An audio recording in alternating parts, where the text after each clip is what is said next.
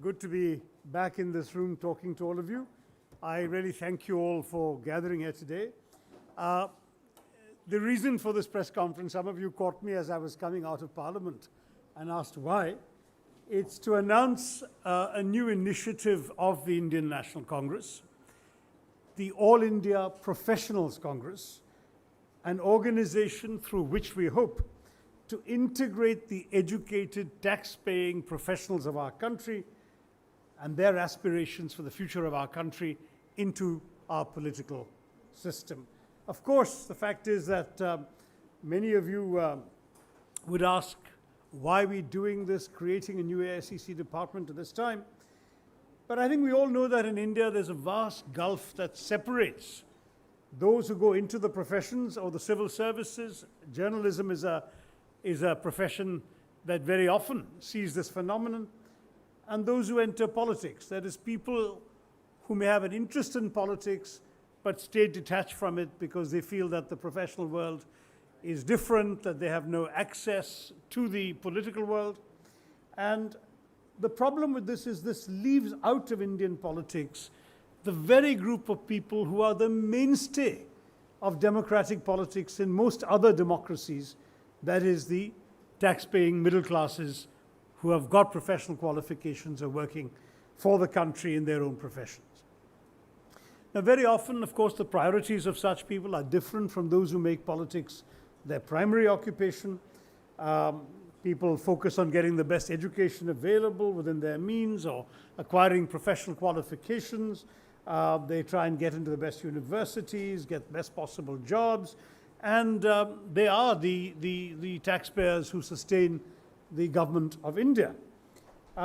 Very often they have bright minds, they have political ideas, but they have no idea how to connect to the political process. They feel that the political process has no room for them, that people in politics all have been doing something else all their lives, and have been doing nothing else all their lives, whereas professionals have been doing something else, and so fear that they won't fit in. And the result of all of this is that we have something like 3.2 crore individual taxpayers and 4 lakh corporate assessees in this country, a majority of whom feel that they have an interest in what's happening to their taxes, what's happening in the work of this country. They do not have avenues to express these opinions. I see this every day in the WhatsApp forwards I get. I'm sure many of you are recipients of similar messages. And so the feeling we have is that this has to change, and that the Congress Party of the 21st century must have a commitment to the kinds of people who in many ways will help guide and shape the future of our country. At the same time, we are wedded to certain fundamental ideas: liberty and freedom, obviously, equality, social justice, and pluralism in India. So we're looking for people who embody those values and want to serve those values. We have recently seen with the Not in My Name protests in so many cities.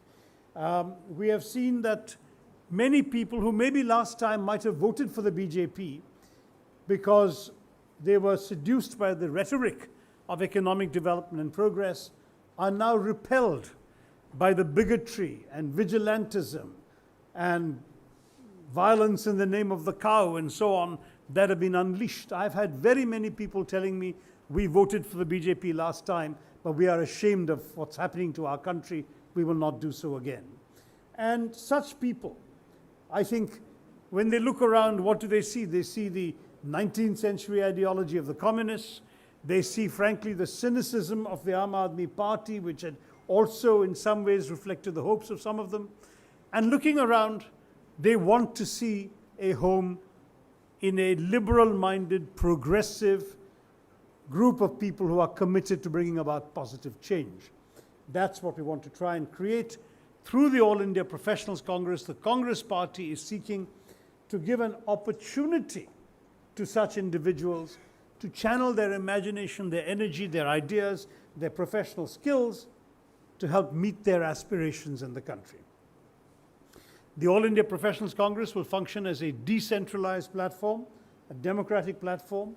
We will have city or town level chapters initially as the basic building block. Each of these chapters will be set up through the web. Professionalscongress.com is our website. Anybody can go on.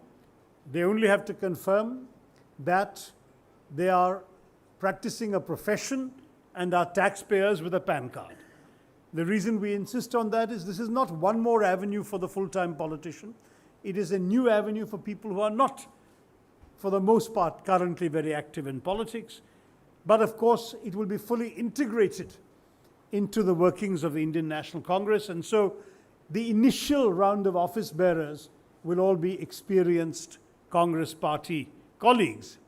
But the idea would be that as the organization matures within a couple of years, that we hope they will start throwing up their own leadership, elect their own leaders, and move forward.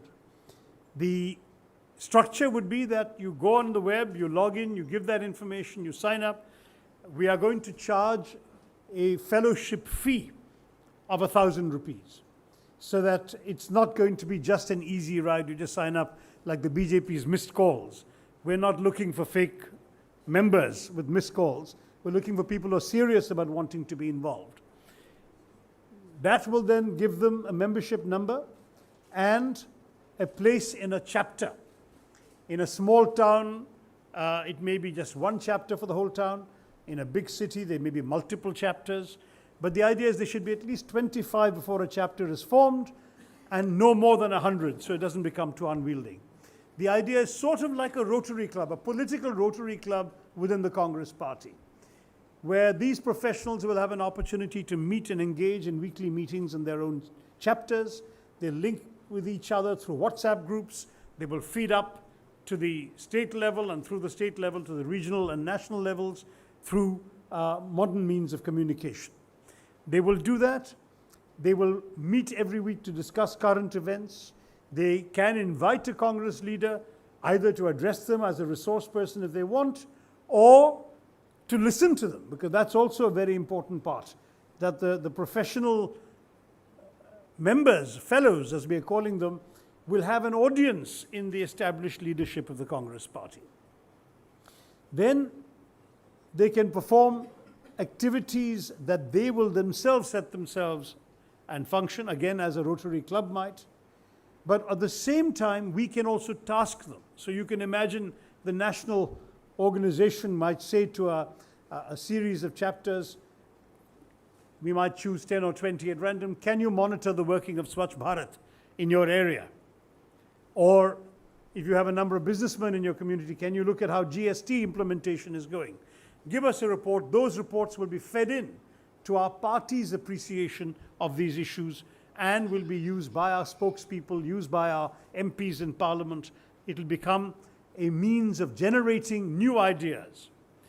Many of you keep saying the Congress Party doesn't have enough new ideas. Well, here is a new idea, and not only a new idea in itself, but a vehicle to produce more new ideas from the people of this country, the professionals of this country. And we will have, of course, as a result, a large number of chapters, we hope, as people sign up. We're going to look at them initially because it's part of the existing structure of the AICC. We will certainly expect these chapters to cooperate fully with the established Pradesh Congress committees, with the established mechanisms of the party. But we're also creating a sort of oversight, national coordination level leadership.